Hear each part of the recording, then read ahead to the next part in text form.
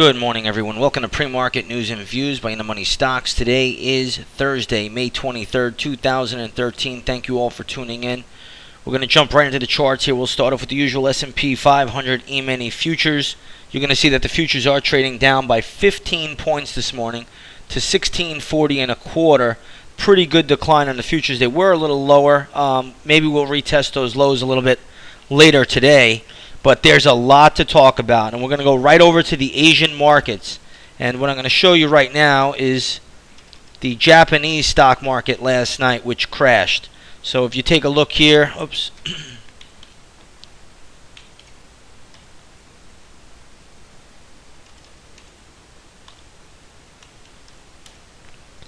What you'll see here is that this is the market last night in Japan. And notice the big crash right there. Market moved down 7.3%.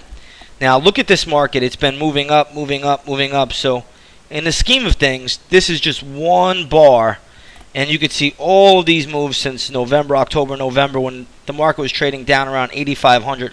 Got almost to 16,000 last night, and look at that huge decline last night, selling off 7.3% right into the 20 moving average. Now this tells us there's big problems brewing. Again, anytime you print money, and Japan has been printing money at a faster rate or about the same rate as the Federal Reserve, only thing their economy is about one-third the size, this is what happens. They have problems in their bond market. The bond market is going haywire, and this is going to turn their economy upside down. So I think traders should get ready, brace themselves a little bit. We're in for a bumpy ride here going forward. The Japanese stock market really set the tone. If you also take a look here at the Japanese yen against the dollar versus the yen, you'll see that finally the yen has started to strengthen. You see the dollar selling off. Today, the U.S. dollar index, which has been on a tear to the upside, really selling off sharply. And this is simply because of the Japanese yen strengthening against the dollar. So this is what we're dealing with. This is where we are at this stage of the game. And pretty good sell-off in the dollar. And you can see now it looks like when the dollar goes down, the markets go down simply because that's telling us that the yen is getting stronger. So you got a lot of different markets intertwining right now. And this is what happens when everybody prints money at the same time. So again, the race, the dash to print cash is really what was happening in this market. And now these central bankers have got to realize they got to start pulling some of this liquidity out of the marketplace. Ben Bernanke said so much yesterday in his testimony in front of a congressional panel. So again, that's where we stand. Let's go back to the futures. You'll see that they are down still about 15 points. Also, last night, very important, China showed that their economy is contracting. So their flash PMI number was released. It came in at 49.6. Any reading below 50 indicates contraction, and it shows that China is slowing down.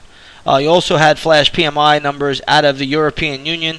They were slightly higher than last month, but nonetheless they are all well under 50, and they're all indicating contraction. So that's what people need to focus on and realize. Today we have the European markets getting hit. German DAX is down 2.6%. French CAC 40 down 2.5%. The Milan market, Italy, down 2.5%. And Spain is down 1.6%. The FTSE 100, which is England, they can print their own money. They are down 1.8%. So we have some pretty sharp declines across the board.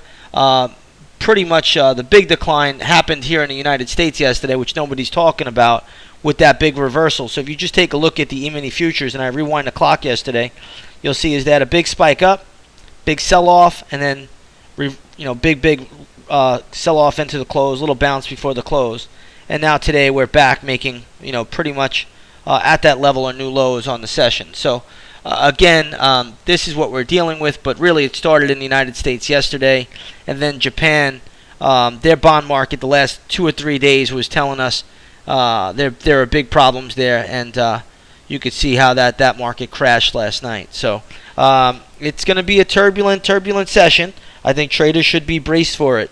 Looking at a few other things here in the marketplace. Gold is making a very nice move today. So gold is now catching a bid, weaker dollar. Gold is a little bit stronger in the U.S., up $27 this morning. If you take a look at the GLD, you're going to see that's trading right around the 135 level. Yesterday, gold did sell off after the Fed announcement, but it did come rallying back, and it was a turbulent session.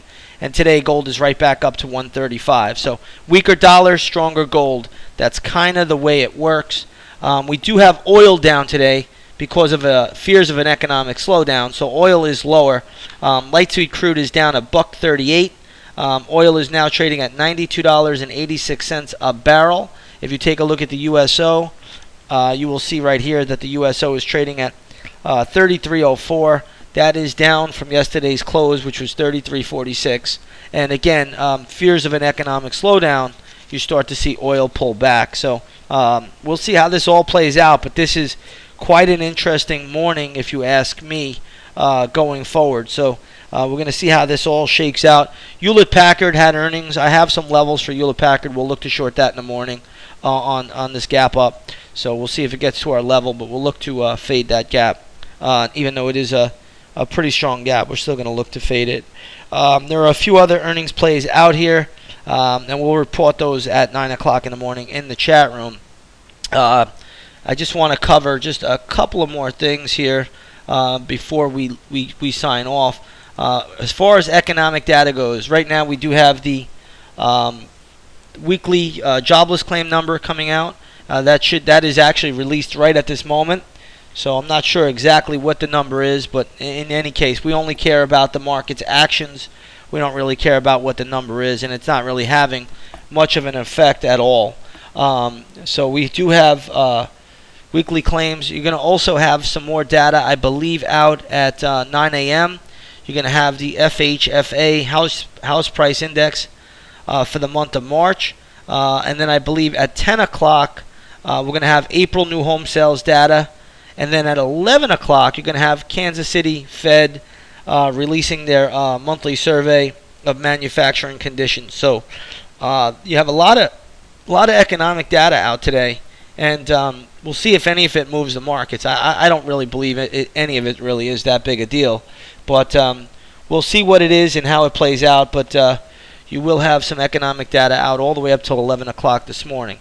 Now, tomorrow is the final trading day before the Memorial Day holiday, but so we should get pretty good volatility in this market today, and I think traders should be aware of that. Right now, futures are moving just a bit lower, down about 16 points on the session, and it's a pretty good decline, and markets across the board are sharply lower, especially in Europe. We'll keep an eye on that dollar. Again, dollar moves lower. That means the yen is strengthening, and that is more problems going forward. I really don't even know how they unwind this thing, but nonetheless, it's starting to unravel on its own. With that said, everybody, I'm going to leave it here, short and sweet today. Have a great trading day, and we'll see you on the charts.